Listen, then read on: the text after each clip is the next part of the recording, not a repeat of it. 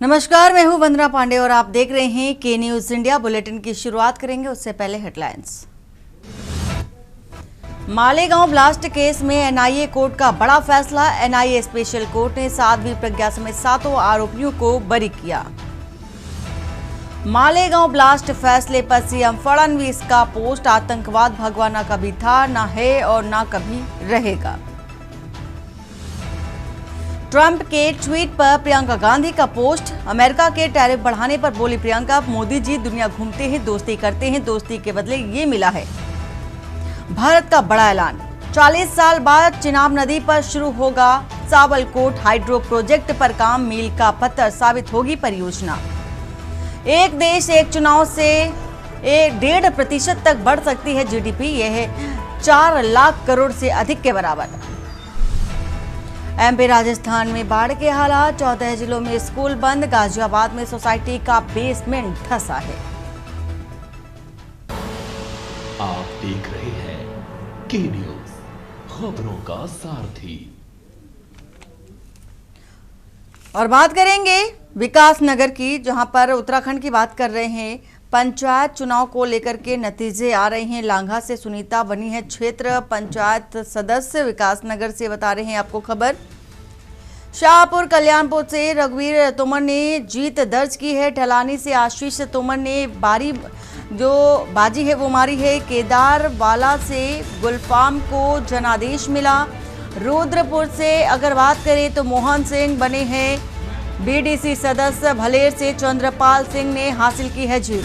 सोरना से अमित तोमर ने अपना दम दिखाया और होरावाला से आदेश लता को जनता का समर्थन मिला है। तो इस वक्त की ये बड़ी अपडेट आपको बता रहे हैं। पंचायत चुनाव को लेकर के बड़ी अपडेट।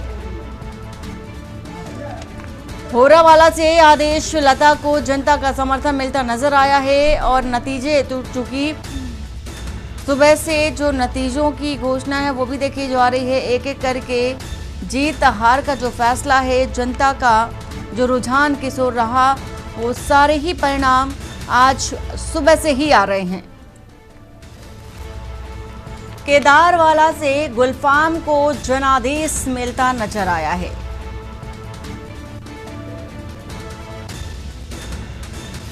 मोहन सिंह बीडीसी के लिए। भलेर से चंद्रपाल सिंह ने जीत हासिल की है। और सोरना से अमित तोमर ने अपना दमखम दिखाया है। 2 चरणों में त्रिस्तरीय पंचायत चुनाव हुए और आज 31 जुलाई नतीजे आपके सामने हैं।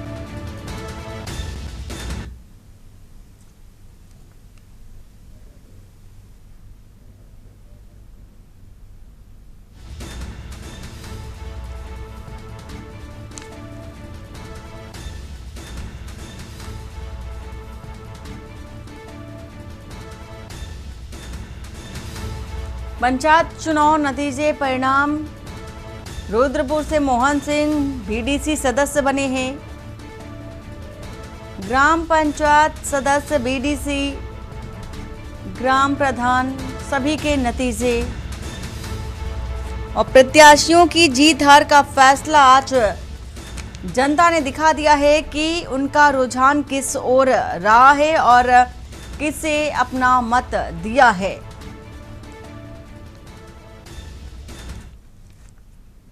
गदरपुर से बता रहे हैं भारी बारिश के बीच दूसरे चरण की जो मतगणना है वो देखी गई। अलख देवी ग्राम सभा से प्रदीप फौजी 125 वोटों से विजयी हुए हैं। बारिश ने बढ़ाई मतगणना कर्मियों की चुनौती। एक और बारिश, दूसरी ओर वोटिंग। तो ये बड़ी चुनौती, बड़ा चैलेंज उत्तराखंड में। लेकिन बावजूद इसके मतगणना जारी है। प्रदीप फौजी की जीत पर समर्थकों में खुशी की लहर भी देखी गई।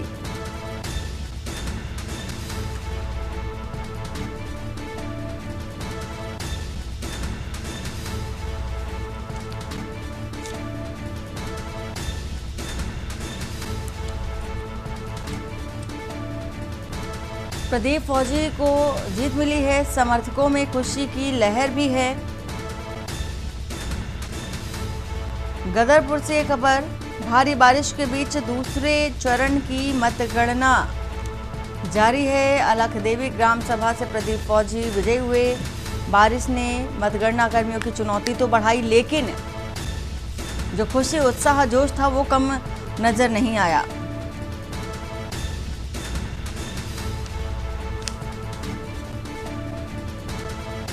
गदरपुर से बता रहे हैं, भारी बारिश के बीच काउंटिंग अभी भी जारी है।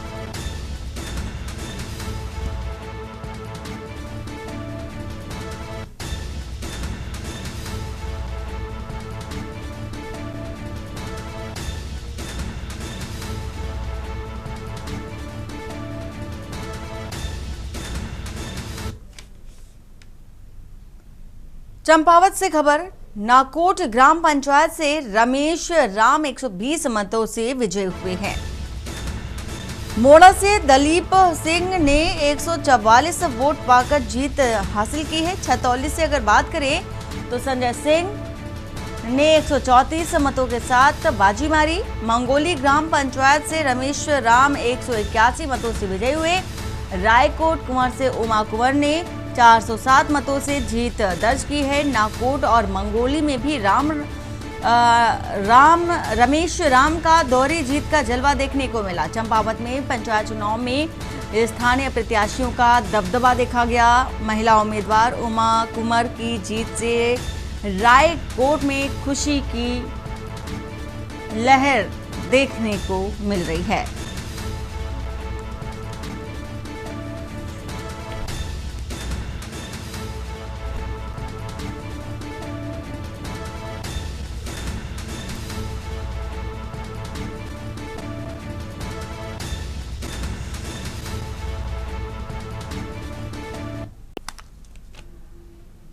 उधम सिंह नगर से आपको बताने जा रहे हैं खबर, कुटरी क्षेत्र पंचायत सीट पर नेहा जोशी की जीत और बिलहरी से लक्ष्मी चंद और कुकू भाई 1531 वोटों से जीत हासिल की है। बिगरा बाग से भागीरथी राणा और पुष्कर राणा जीते। उधम सिंह नगर में क्षेत्र पंचायत चुनाव के परिणाम घोषित हुए हैं।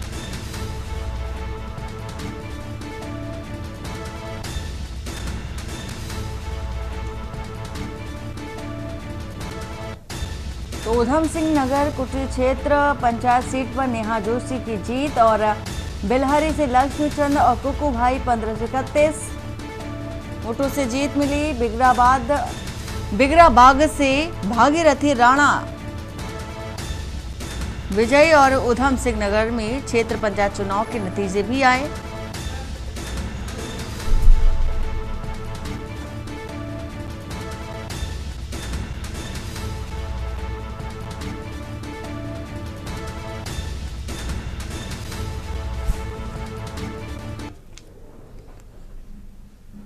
और वहीं उधम सिंह नगर से आपको खबर बताने जा रहे हैं, चंद्रकला रौतेला बनी नई प्रधान।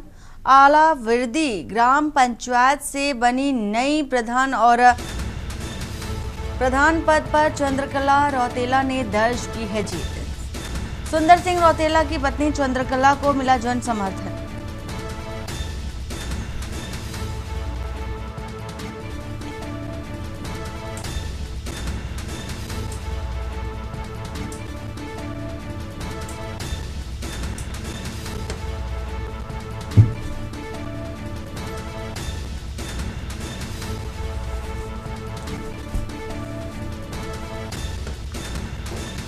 प्रधान पद पर चंद्रकला रौतेला ने जीत दर्ज की है। सुंदर सिंह रौतेला की पत्नी चंद्रकला को जन समर्थन मिलता नजर आया।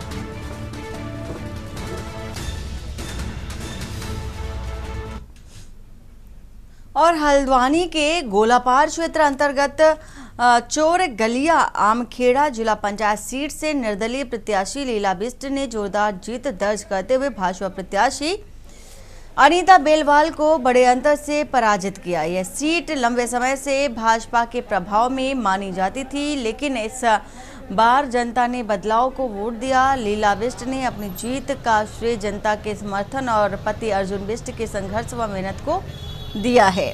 उन्होंने कहा कि अब प्राथमिकता गोलापार और चोर गलिया क्षेत्र में तेजी से विकास कार्य शुरू करना है। खास बात यह रही कि लीला बिष्ट ने भाजपा के वरिष्ठ नेता और पूर्व मंडल अध्यक्ष मुकेश बेलवाल की पत्नी अनीता बेलवाल को हराकर यह जीत हासिल की है, जिससे मुकाबला और अधिक चर्चा में बना है। इस बार के पंचायत चुनाव में महिला प्रत्याशियों का दबदबा साफ तौर पर देखने को मिला और लीला बिष्ट की यह जीत उसी लहर का हिस्सा रही।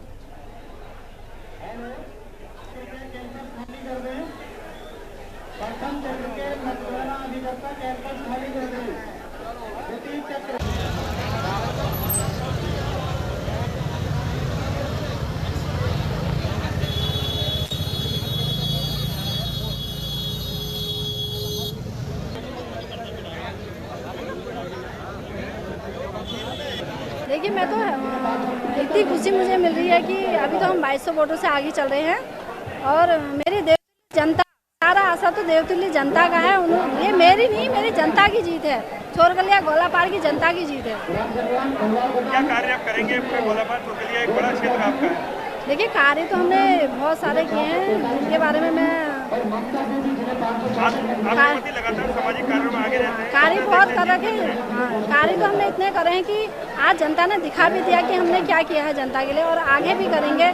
जैसे कि महिलाओं को इस बार सरकार के द्वारा से काफ़ी अच्छा मौका मिला है कि चुनाव लड़ने का, तो मैं ये कहना चाहूँगी, गोलापार से CLF की अध्यक्ष रह चुकी हूँ। महिलाओं की समूह जो होता है CLF क्लस्टर लेवल फेडरेशन की मैं अध्यक्ष हूँ, और मेरे अंदर 800 महिलाएं पहले से ही हैं जो काम कर रही है। तो मैं महिलाओं के लिए यही रोजगार लाने की की कोशिश करूँगी कि वो मेरे से जुड़ें और रोजगार करें। देखो, अगर मैं जीत की बात करूँ, ये पूरी जीत गोलापार चुरगलिया की जनता की जीत है और मेरे संघर्ष की जीत है। क्यों? जब भी मैंने गोलापार चुरगलिया की संघर्ष किया, वो लोगों ने भूला नहीं और एक तरफा मतदान किया है। मैं आभार व्यक्त करता हूँ। और हम कोई भी लगभग कोई भी बूथ, मतलब ये समझ लो, हारे नहीं, हर बूथ जीते हैं और बड़ा अच्छा मुझे आशीर्वाद के रूप में मतदान मिला है। मैं आभार व्यक्त करूँगा अपनी देवतुल्य जनता का, और ऐसे ही आशीर्वाद मिलते रहे और मैं अपनी गोलापार चुरगलिया की संघर्ष की लड़ाई लड़ते रहूँ। जो भी कार्य होगा मैं उसको भरपूर तरीके से निभाऊंगी। क्षेत्र की जो भी समस्या होगी, पानी हो, बिजली हो, जो भी हो, सबको भरपूर। सभी का बहुत बढ़िया प्यार मिला मुझे। दूसरे बार सारी जनता का दूसरी बार ब्लॉग में आने के लिए। और वही काशीपुर में त्रिस्तरीय पंचायत चुनाव की मतगणना का शंखनाद हो चुका। काशीपुर इंटर कॉलेज में सुबह 8 बजे से मतगणना शुरू हुई थी और जहां कुल 126 बूथों की गिनती 5 राउंड में 34 टेबलों पर की जा रही है और कड़ी निगरानी और सख्त सुरक्षा इंतजामों के बीच चुनाव अधिकारी अजय कुमार जॉन के नेतृत्व में ये प्रक्रिया पूरी पारदर्शिता के साथ चल रही है। मतगणना केंद्र का माहौल चुनावी युद्ध जैसा है, क्योंकि यहां न केवल ग्राम प्रधान और BDC सदस्यों का भविष्य तय होगा, बल्कि कांग्रेस और भाजपा जैसी प्रमुख पार्टियों की जमीनी पकड़ का भी परीक्षण हो रहा है। ब्लॉक प्रमुख से लेकर के जिला पंचायत अध्यक्ष तक की कुर्सियों के लिए सभी प्रत्याशी बारीकी से मुकाबला कर रहे हैं और सुरक्षा के कड़े इंतजामों के साथ प्रशासन पूरी तरह से तैयार है कि मतगणना शांतिपूर्ण और निष्पक्ष तरीके से हो। इस नतीजे से न केवल गांव के विकास का रास्ता साफ होगा, बल्कि उत्तराखंड के मिशन 2027 के राजनीतिक समीकरण भी आकार लेंगे।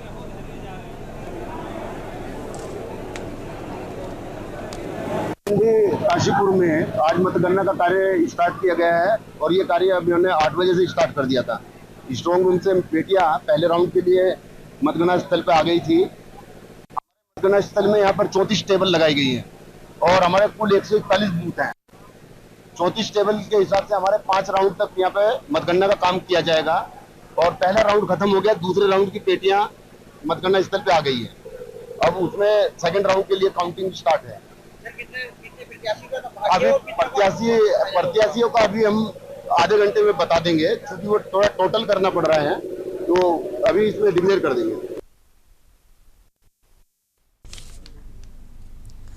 और अल्मोड़ा जिले के हवालबाग विकासखंड में पंचायत चुनाव की मतगणना तेजी से जारी है और वहीं अब तक प्रथम और द्वितीय चरण की मतगणना पूरी हो चुकी है, जिसमें से कुल 16 ग्राम प्रधान निर्वाचित हुए हैं। इनमें से 7 ग्राम प्रधान पहले ही निर्विरोध निर्वाचित हो चुके हैं। रिटर्निंग ऑफिसर रीतिका पाल ने जानकारी दी है कि पहले दौर की मतगणना में 7 ग्राम प्रधान निर्वाचित हुए, जबकि दूसरे दौर में 9 और ग्राम प्रधानों ने जीत दर्ज की है। इस तरह कुल 16 ग्राम पंचायतों को उनके नए जनप्रतिनिधि मिल चुके हैं। इधर जिला पंचायत सीटों पर मुकाबला दिलचस्प होता जा रहा है। भाजपा और कांग्रेस के बीच सीधी टक्कर देखने को मिल रही है और वहीं कई सीटों पर निर्दलीय और बागी उम्मीदवारों ने भी मुकाबले को त्रिकोणीय बना दिया है। चुनाव परिणामों को लेकर मतदाताओं में उत्सुकता बनी हुई है और प्रशासन की निगरानी में मतगणना शांतिपूर्ण ढंग से चल रही है।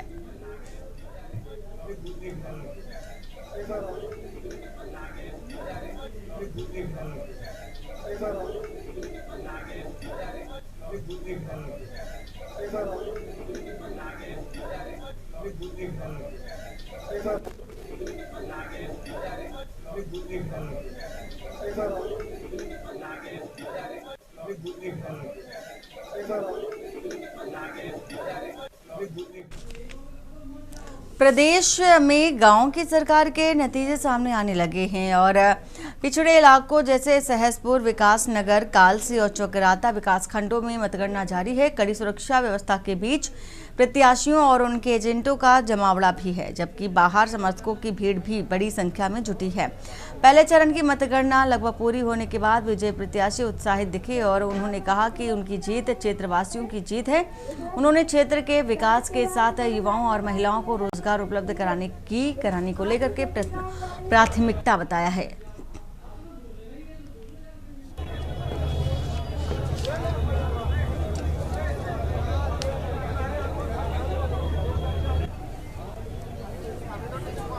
नहीं तो क्या सही बात है।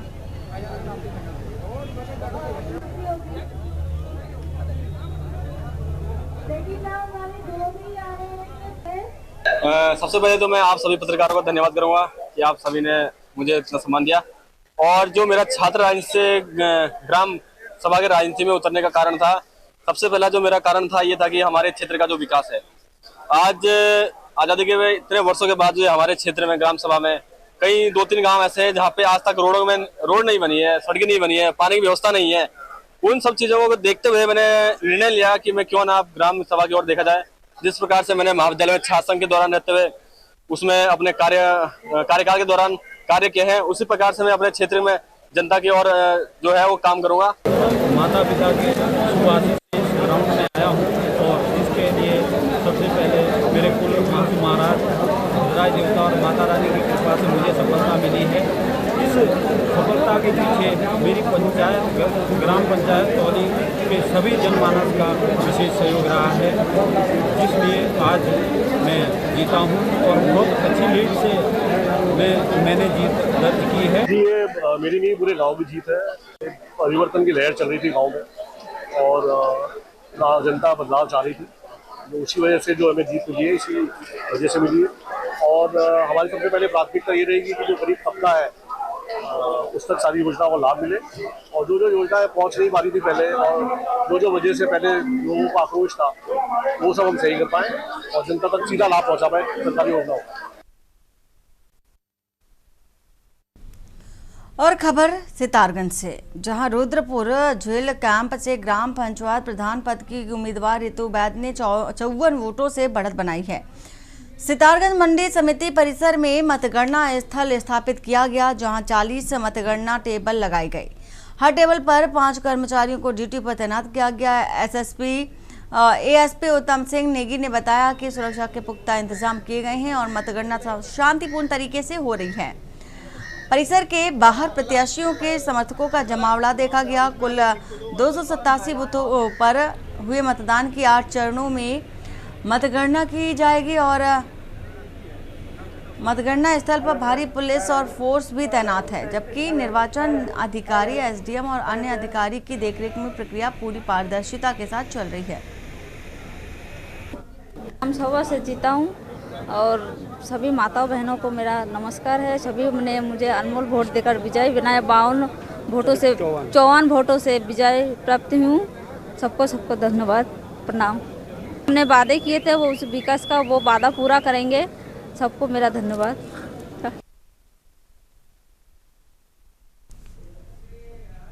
और यहाँ वक्त हो चला एक छोटे से ब्रेक का। ब्रेक के बाद जल्द वापस लौटते हैं।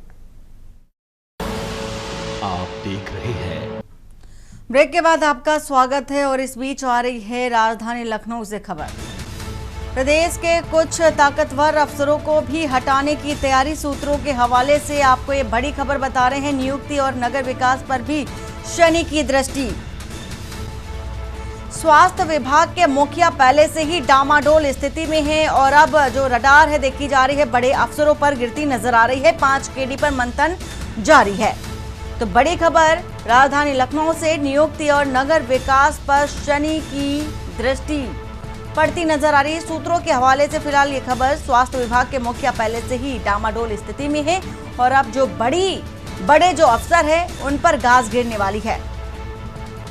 5 केडी पर मंथन जारी है। अगले 48 घंटे में नौकरशाही में भी बड़े बदलाव देखे जा सकते हैं।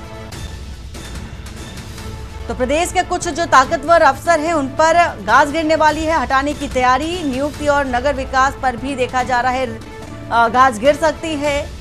सूत्रों के हवाले से ये बड़ी खबर आपको बता रहे हैं। स्वास्थ्य विभाग के मुखिया पहले से ही उनकी स्थिति डगमगा रही है और 5 केडी मंथन जारी है। 5 केडी पर नियुक्ति और नगर विकास पर भी गाज गिर सकती है। बड़ी खबर आपको इस वक्त की बता रहे हैं राजधानी लखनऊ से ये खबर।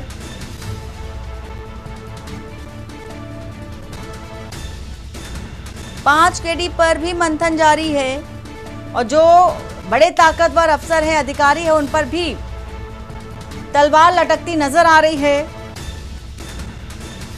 तो ताकतवर अफसरों को हटाने की तैयारी। सूत्रों के हवाले से ये बड़ी खबर आपको बता रहे हैं राजधानी लखनऊ से। नियुक्ति और नगर स्वास्थ्य विभाग के मुखिया पहले से ही डामाडोल स्थिति में देखे जा रहे हैं। अब ये खबर चूंकि आ रही है राजधानी लखनऊ से कि बड़े अफसर उन पर गाज गिरने वाली है और सूत्रों के हवाले से ये बड़ी जानकारी आप तक पहुंचा रहे हैं। नियुक्ति और नगर विकास पर भी शनि की दृष्टि पड़ती हुई नजर आ रही है।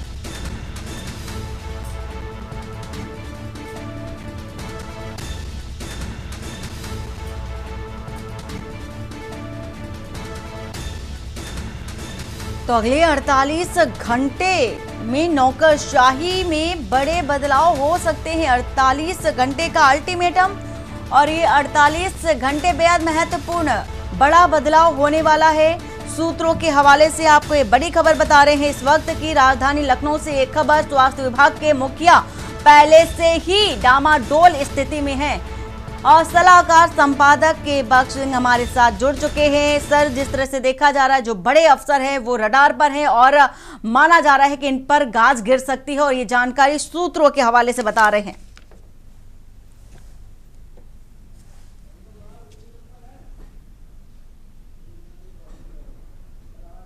सर, आवाज पहुंच रही है आपको?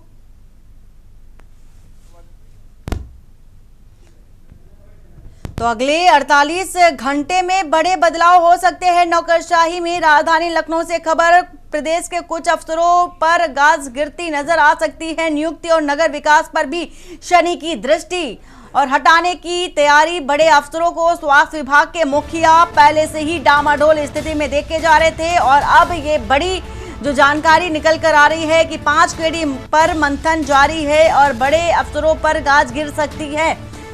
तो नियुक्ति और नगर विकास पर भी पूरी दृष्टि बनी पड़ी है शनि की और माना जा रहा है कि यहां से भी बड़े अफसर हटाए जा सकते हैं।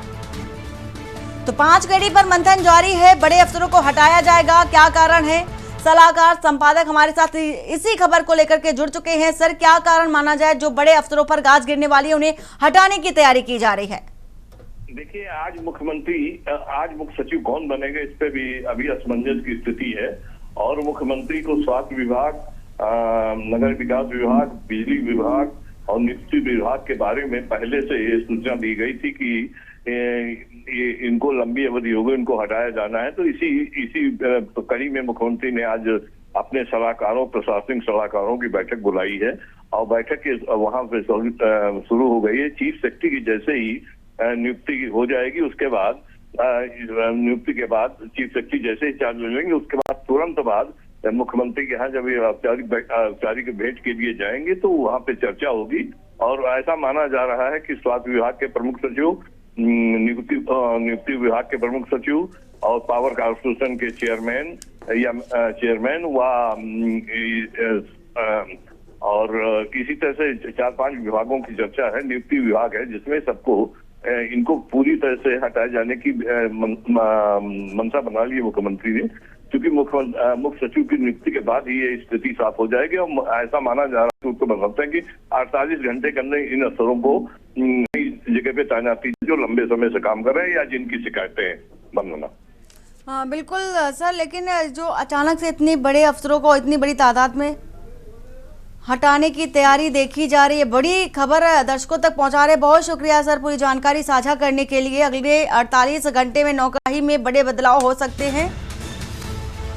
प्रदेश के कुछ अफसरों को भी हटाने की तैयारी, सूत्रों के हवाले से आपको ये बड़ी खबर बता रहे हैं। नियुक्ति और नगर विकास पर भी शनि की दृष्टि पड़ती नजर आ रही है। अगले 48 घंटे में जो अफसर हैं उन्हें हटाया जा सकता है और इसी के साथ ही 48 घंटे के बाद तस्वीर क्लियर हो जाएगी। 5 KD पर मंथन जारी है फिलहाल।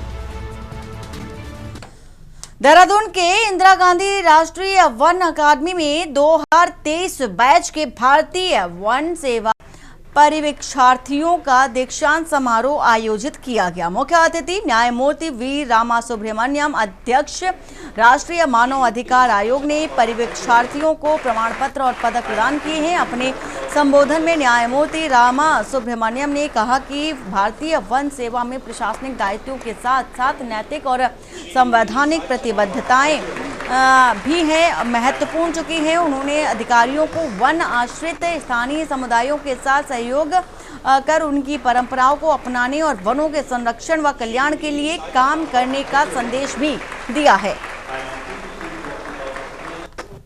Come here to deliver the convocation address for the 55th recruitment of the 2023 batch of Indian Forest Service officers. I conveyed basically 3 messages to them. Number 1, as public servants, they are supposed not to break the law at any point of time. They must adhere to the rule of law. The second thing that I conveyed to them was that they must be people friendly. They must try to help people, and even if they cannot always oblige, they can always talk obligingly to people. Number 3, the entire environment of the office, the way they respect their subordinates, the way they respect their seniors, all that counts in a person's career. These are the 3 important messages that I gave the officers. Thank you. और खबर हरिद्वार से बता रहे हैं, जहां भाजपा नेत्री और सुमित पटवाल के खिलाफ चल रही यौन शोषण जांच में बड़ा खुलासा हुआ है।